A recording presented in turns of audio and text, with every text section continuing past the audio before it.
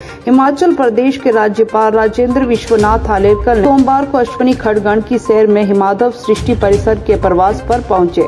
इस दौरान गण की सैर में माधव सृष्टि परिसर में माधव योग आश्रम के शिलान्यास समारोह में मुख्य अतिथि के रूप में उन्होंने हिस्सा लिया। हिमाचल शिक्षा समिति द्वारा चलाए जा रहे बहुआयामी शिक्षण संस्थान माधव सृष्टि परिसर गण की सैर सोलन में सोमवार को राज्यपाल ने 6 करोड़ की लागत से बनने माधव योगाश्रम का भूमि पूजन कर निर्माण कार्य का शुभारंभ किया।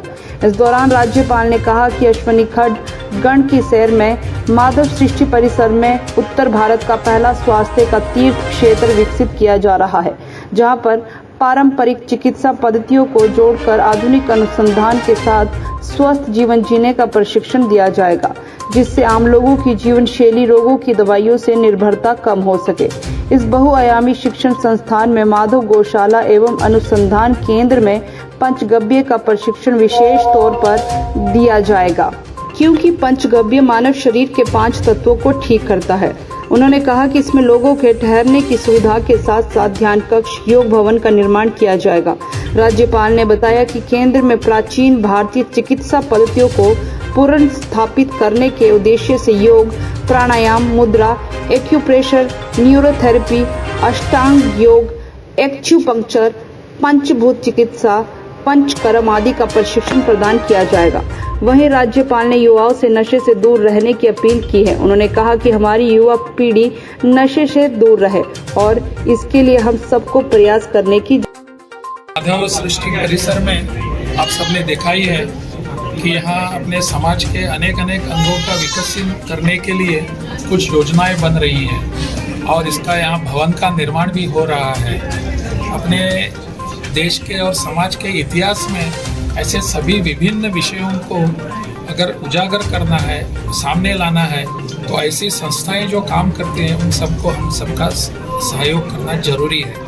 मुझे लगता है मुझे आज यहाँ आने का प्रसन्नता इस बात की हुई कि हमारे सदियों वर्षों से अपना जो एक विषय था योग का है या कुछ अपनी खुद की आज की जीवन पद्धति है, उस जीवन पद्धति को ठीक ढंग से करने के बाद ही हमारा स्वास्थ्य भी सुधर सकता है। जो आज की बिगड़ा हुआ है, हम कुछ विदेशी पद्धतियों को अपनाने के बाद जो गलतियां हमारे आई हैं उसको दूर करने के लिए ये योगाश्रम यहाँ आएगा, यहाँ योगशाला आएगी, गौशाला आएगी। ऐसे विभिन्न आयामों को देखकर मुझे लगता है ये विकसित होने जा रही है भूमि।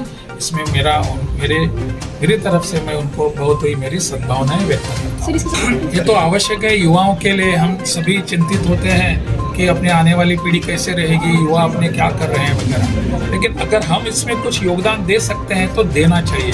आज की घड़ी में हिमाचल प्रदेश में नशे के बारे में जो एक विषय चल रहा है कि यहाँ अपने आने वाली पीढ़ी नशे की चपेट में आ रही है, इसको हम कैसे रोक सकते हैं, इसके पर चिंतन होने की आवश्यकता है।